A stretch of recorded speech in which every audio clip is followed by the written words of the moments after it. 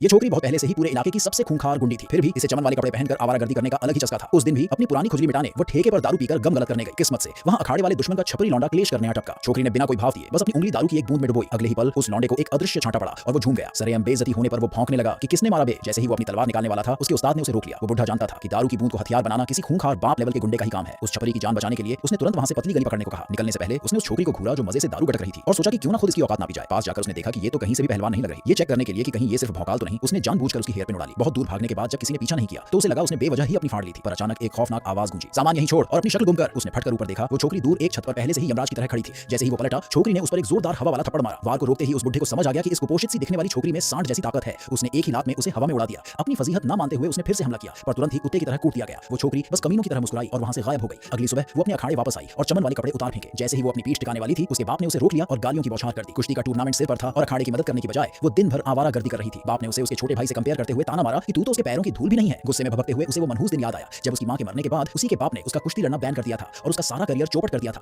बाप ने उसे कूटने के लिए हाथ उठाया, पर सौतेली मां बीच में आ गई और झूठा नाटक करते हुए सारा इल्जाम अपने सिर ले लिया कि उसी की वजह से ये छोकरी इतनी बिगड़ैल हो गई है। छोकरी चुप रही। उसे पता था ये नागिन सिर्फ उसे बाप की नजरों में गिराना चाहती है ताकि उसका खुद का लौंडा बाप का लाडला बन सके। बाप आखिर वहां से कट लिया। थोड़ी देर बाद भाई मुंह उठाकर आया, बोला बाप ने सबके लिए खतरनाक वाली ट्रेनिंग का ऑर्डर दिया है। बहन की ओर ज्यादा बेइज्जती करने के लिए वो रसोई से एक बर्तन मांजने वाले नौकर को उसका जोड़ीदार बनाकर ले आया। भाई के जाते ही छोकरी ने देखा कि नौकर से आंगन के पत्ते तक नहीं बुहारे जा रहे थे। उसने टशन में कहा, ऐसे कर जैसे तो कुश्ती की प्रैक्टिस कर रहा है। 10 मिनट में निपटा और फिर मेरे लिए एक बोतल दारू ला। नौकर को लगा ये बंदी सठिया गई है, पर फिर भी उसने ट्राई मारा। छोकरी के बताए हुए गुप्त मंत्र को बड़बड़ाते हुए उसने झाड़ू मारी और सारे पत्ते एक झटके में गायब हो गए। उसे तब जाकर समझ आया कि उसकी मालकिन किसी अलग ही लेवल की खतरनाक चीज है। तभी अचानक अखाड़े का दरवाजा एक लात में टूट कर गिर पड़ा। दुश्मन अखाड़े वाले पंगा लेने आ गए थे। भाई ने चौड़ में आकर तुरंत चैलेंज ले लिया। छोकरी भी रिंग में चढ़ गई, पर उसका बाप पूरी तरह भड़का और चिल्लाया, ये तेरे जैसे कचरे के लिए नहीं है। वो बिना कोई क्लेश किए नीचे उतरी और जाकर चुपचाप बैठ गई। अपनी मां से हवा पाकर भाई ने लड़ने की परमिशन मांगी। बाप मान गया, पर वो उसके आगे टिक नहीं पाया। दुश्मन छपरी ने एक ही लात में उसे जमीन पर सुला दिया और उनका जमकर मजाक उड़ाया। बोला कि इस अखाड़े में सारे के सारे नामर्द भरे हैं। तभी वो छोकरी उठी और उसने अपने बर्तन मांजने वाले नौकर को ही रिंग में धकेल दिया। छपरी ने अपनी बेइज्जती मानकर तुरंत हमला कर दिया, पर नौकर ने बस बचाव में हाथ उठाया और वो छपरी उड़ता हुआ दूर जा गिरा। बाप का तो मुंह ही खुला का खुला रह गया। सरेआम बेइज्जती से तिल मिलाकर छपरी ने तलवार निकाल ली। छोकरी ने तब नौकर को झाड़ू फेंक कर मारी, वैसे ही कर जैसे झाड़ू लगाता है। अगले ही सेकंड एक भयंकर आंधी सी उठी। वो छपरी औंधे मुंह गिर पड़ा। नौकर पागलों की तरह चिल्लाया, अपन जीत गया। पर अचानक उस पर पीछे से कायरों की तरह हमला हुआ और वो धड़ाम से गिर गया। उस छपरी का बाप अब रिंग में उतर चुका था। उसकी खूनी आंखों को देखकर बाप समझ गया कि आज वो अपने अखाड़े को शायद नहीं बचा पाएगा। उसने तब बड़ी बेरहमी से अपनी छोकरी से कहा, तू एक नंबर की कूड़ा है जो कभी कुश्ती नहीं लड़ सकती। इस अखाड़े को तेरी कोई जरूरत नहीं है। अभी के अभी दफा हो जाए यहाँ से। छोकरी बिना कोई एक्सप्रेशन दिए वहां से निकलने को तैयार हो गई। कमरे में वापस आने पर नौकर उसके लिए एक पैकेट और एक चिट्ठी ले आया। गाड़ी रेडी थी। वो कभी भी शहर छोड़कर जा सकती थी। ये सोचकर कि उसका बाप जाते जाते भी उसकी मारना चाहता है, उसने चिट्ठी जमीन पर फेंक दी। पर तभी उसमें से उसकी मरी हुई मां का एक लॉकेट नीचे गिरा। उसने हड़बड़ाहट में लिफाफा खोला। अंदर उसकी मां की हैंडराइटिंग थी, मेरी बच्ची का शरीर भी मेरी ही तरह कुश्ती के लिए एकदम परफेक्ट है, पर अगर हम ये पंगा लेंगे तो 20 साल से ज्यादा जिंदा नहीं बचेंगे। तुझे उसे बचाना होगा और उसे ये सब करने से रोकना होगा। बाप की लिखी दूसरी चिट्ठी पढ़ने के बाद उसे समझ आया कि बाप शुरू से ही उसे इस मनहूस मौत से बचाने के लिए ये सारा ड्रामा कर रहा था। तब उसे याद आया कि उसका बाप तो अभी भी उसी जानलेवा रिंग में खड़ा है। बुरी तरह घायल और कमजोर होने के बाद अब वो दुश्मन के सामने टिकने लायक नहीं बचा था। दुश्मन भी ताड़ गया था कि वो सिर्फ नाटक कर रहा है। अपनी छोकरी को बचाने के लिए वो घुटनों पर गिर पड़ा और गिड़गिड़ाते हुए भीख मांगने लगा कि उसे छोड़ दे। तभी उस पर मौत का आखिरी वार होने ही वाला था। अगले ही पल वो खूंखार छोकरी वहां यमराज बनकर प्रकट हो गई।